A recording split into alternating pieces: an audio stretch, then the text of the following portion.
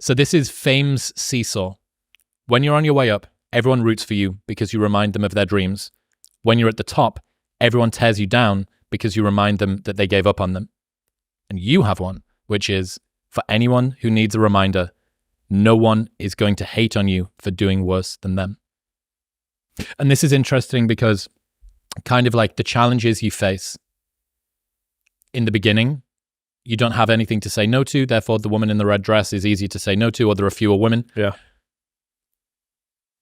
This is a challenge that nobody is going to give you any sympathy for.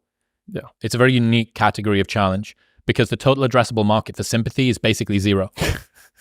Because almost everybody is on their way up and very few people are at the top. And the people that are at the top are seen as having a degree of privilege that almost legitimates you twisting the knife or you poking the finger. This is how public figures can have normal everyday people on Twitter say unspeakable, like heinous things to them, dehumanizing things, because they do not see them as human. Right. They don't see them as a person. There is no person on the other side of this. They're a representation. They're a menagerie of ideas. Mm-hmm. Therefore, I can say whatever I want to them because they're not really a person, but they are. And the fact that before there is any status associated with tearing you down, no one is incentivized to tear you down. And you haven't changed. Fuck, dude. The Lewis Capaldi documentary, I've watched this twice now. No, Lewis Capaldi is the singer, Scottish singer, amazing dude. Really fascinating story. Suffering a lot with mental health. Makes this first album and billions of streams, world tour, phenomenal. And he's playing songs that he wrote in 2017 and played in working men's pubs around Scotland. The same songs go to number one. So not just that he's become better, he's the same guy. Yeah. The same guy. And maybe his production's improved, maybe his recording quality's improved, he's got better mastering and his voice coaching's got a bit better, but he's largely the same person. He hasn't changed. And he has this quote halfway through and it really spoke to me and he said, "Fame doesn't change you. It just changes everybody around you." Yeah. And that when you're on your way up, everyone roots for you because you remind them of their dreams. When you're at the top, everyone tears you down because you remind them that they gave up on them. That really, that spoke to me. I wrote an essay on this because I'm a psychopath. Yeah. Yep. When I was a gym owner. So a lot of people don't know this, but I got a writing scholarship in college. Like I was a vice president of the newspaper. I was editor of the creative writing magazine. So like I've been writing for a long time. I enjoy writing. And I wrote this essay. I said, I think the title of it was, "Everyone believes in the American dream until it comes true." And I remember because what had happened was everybody, when I was sleeping on the gym floor, right? Like, I was the underdog and everyone, my clients were all like, "Oh, good for you. You're going after your dream." And they'd see my blanket and my pillow in the corner of the gym and they knew I was sleeping there. And it was evident, I lived there. I didn't have a shower. I didn't have a shower to go to the YMCA to go shower. And that everybody was like pro me. And then people would come in, they sign up like, I'm gonna support you. Right. And then within 9 months, I had hired people and I had a manager and I pulled up and I remember I walked in the lobby and all the same people were like, "Oh, boss man's here. Oh, you're not too good for us now." Right. And I remember being so jarred by the experience. And I was like, "You guys rooted for me." And I was like, and now I did what you said you were rooting for me to do. And that was when I realized that people want you to do well, but not better than them. And I was like, I had gone from underdog to the man. And I was like, when does that happen? And the litmus test of when it happens depends on who the person is. Because for the person who was working at my gym, who, was a janitor or a cleaner, it happened really quick, right? For the people who were more successful, it took longer. And then, the only people at the end who would still root for me were the business owners who were doing way better than me, right? Who were still members of my gym. And so that was a really interesting experience that happened when I was 23.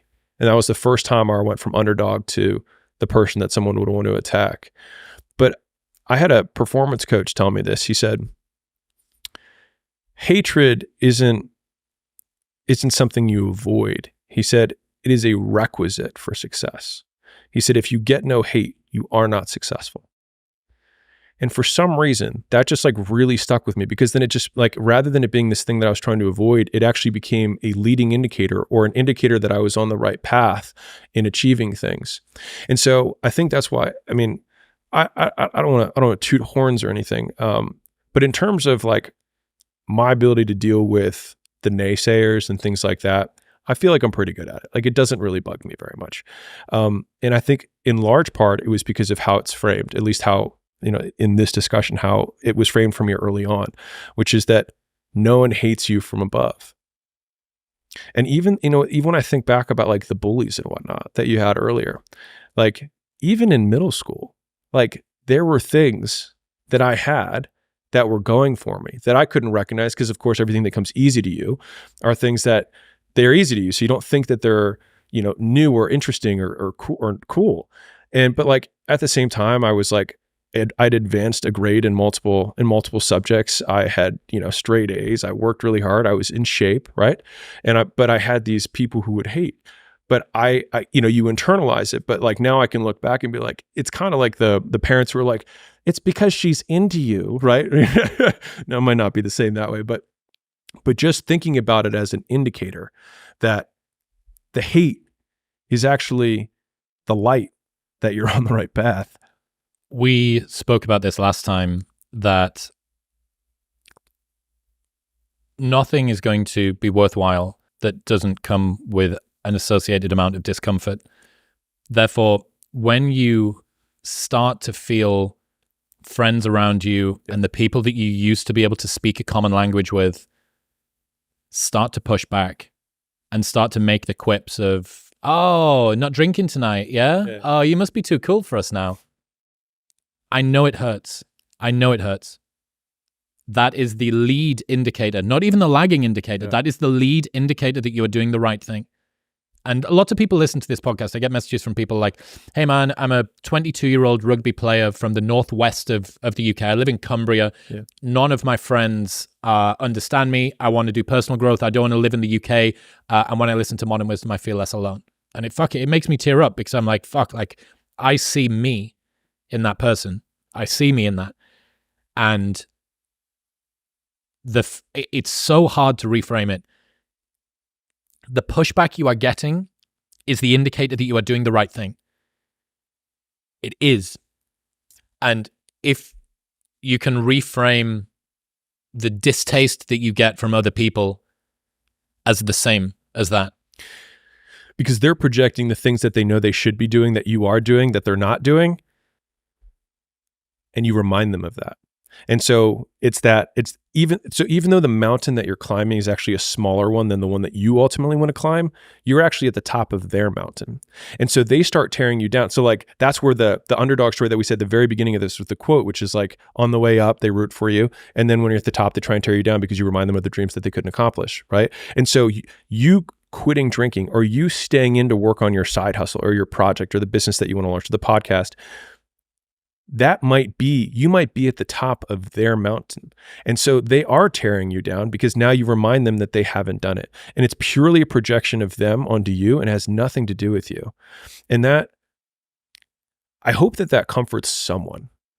Because what you said, I think, is like, if you're going through that right now, and I promise you, every single person who wants to do something with their life and has done something with their life has gone through the exact chapter that you're going through. And it's the lonely chapter. It's the chapter where you don't fit in with your own friends, but you don't have the outcomes yet to fit into a new group of friends. And you're doing this thing, you're consuming content on the internet, you're doing these free tutorials online to try and figure out how to set up a podcast and where do I host this thing? And then you're going through this and you're like, is this even worth it? Because you have no signs of success, right? But if there's anything that you can take away from what we're saying right now, is that the sign of success is the hate that you get along the way. And what you can't do is bend the knee to their hate and fit back into the conformity because it's comfortable and it's warm. Because like in the Matrix, when Trinity opens the door, when Neo's about to go take the red pill and he wants to get out of the car, she says, Neo, you've been down that road and you know exactly where it leads. And I know that's not where you want to be. And then he closes the door. Like right now, this moment that you're going through is Trinity opening the door and being like, you could go back, But then you'd have to remember exactly what the reason was that you decided not to go out to begin with, just because you listen to this podcast and you consume this content. And you're like, I can fucking do more than this. Like, because you are starting to live in some of that hell where you look in the mirror and you're like, I can do more. And you start to see the person that you could be. And you're like, this does start to feel like hell. The reason that it's uncomfortable, and the reason that I do have sympathy for the people that see this, is ignorance in some regards is bliss. As soon as you begin to posit an ideal, you then begin to compare yourself to that ideal. Yeah. And the gap in potential between you and the person that you could have been begins to get more stark. And even the slightest glimmer of, wow, I can read a book or follow a course or listen to a podcast and then work really, really hard on one thing and change the thermodynamics of my mind, change the texture of my own existence day to day, because I worked at a thing. And now I understand nutrition. You know, I know Kung Fu. Yeah. Like I understand nutrition, or I understand how to sleep well. Okay, as soon as you know that sleep is important and what you need to do it, every single night of bad sleep that you have is on you. Yeah. Because before you had the excuse that you're ignorant. Yeah. And guess what? Now you don't. Every worthwhile goal is worthwhile because it has a cost associated with it. And so the cost that you're going through is what makes the goal worthwhile to begin with. Because if what we're setting out to do were immediately available to you, then it would mean it would be immediately available to everyone, which means it wouldn't be worthwhile. So the very fact that it's difficult is why it is worth doing. And so like, we can't resent the price tag of the shoes that we want to buy. We just have to make the decision of whether or not we want to pay it.